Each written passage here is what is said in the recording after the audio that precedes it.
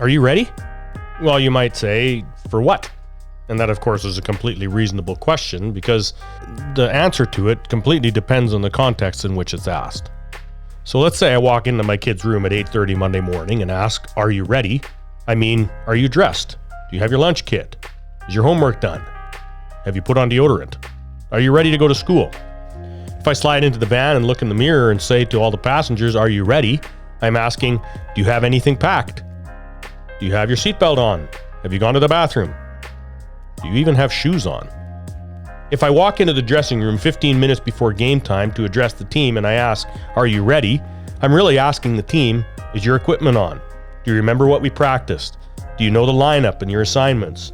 And are you excited to get out there and play? If we're talking about Christmas and I ask, are you ready? Your answer could come from a couple different perspectives.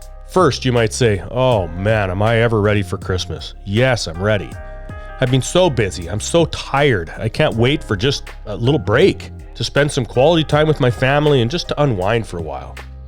Or you might say, no, I'm not ready for Christmas at all. I have so much to get ready still. So many gifts to buy, so much baking to do, laundry, etc., etc. So which one are you? God knew people were both desperately needing, but not at all ready for the first Christmas. The first part of the Christmas story, which is often overlooked in its telling, is the announcement of the birth of John, and it's an important part of the Christmas story.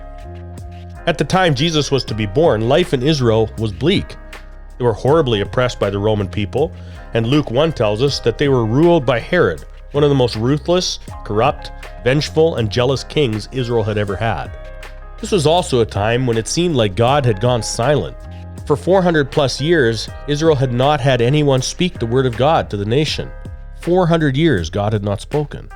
The people had grown cold, hopeless, bitter, indifferent, and doubtful.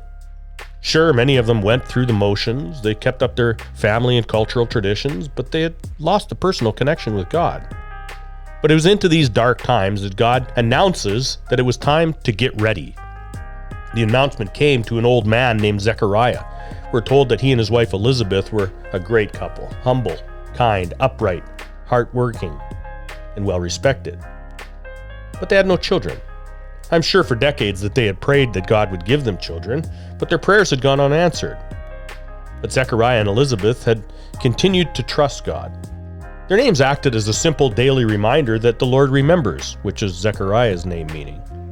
And the Lord keeps his promises, which is what Elizabeth's name means. One day Zechariah was going about his work when an angel appeared to him and announced that his prayers had been heard and Elizabeth will have a baby in her old age. See, God remembers, and God keeps his promises. Their son, who they were to name John, would become great before the Lord and would have a very important role to play, to make ready a people and to prepare the way of the Lord. What incredible news that must have been for Zechariah and Elizabeth, but not just them, but for everyone in Israel who had been waiting in the darkness for something, someone, anything from God to bring some sort of hope. And now it was time to get ready. He was coming. Preparing the hearts of the people to receive Jesus would not be an easy task for John. People had grown bitter, self-righteous, and cynical towards God. The coming of Jesus was good news, but hard, cold hearts could not and would not receive him. John's mission would be to call people to change the way that they thought about God and acted towards him. Rather than their cynical and distant view of God, they were to look with joyful expectation for the one who was coming. When Jesus did come on the scene and began his ministry, John the Baptist had already gone ahead of him, preparing the people for when Jesus would come. John was indeed great before the Lord, speaking and teaching powerfully and amassing a lot of followers. People would come from miles out into the wilderness to hear John and to be baptized by him.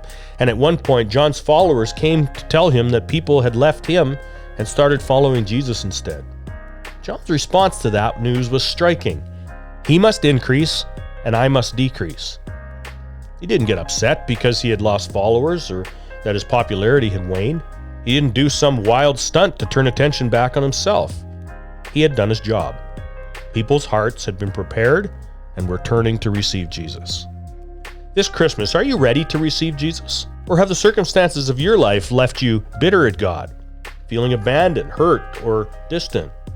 Or maybe you just feel indifferent, like you just are going through the motions or following some traditions that you're not really sure why you follow. God himself stepped down into our darkness and has given his life for us, for you and for me.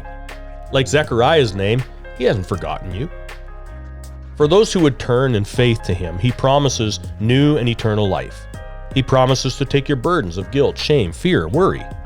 And he promises that he will never leave or forsake you. Just like Elizabeth's name means, God keeps his promises. Are you ready for Jesus?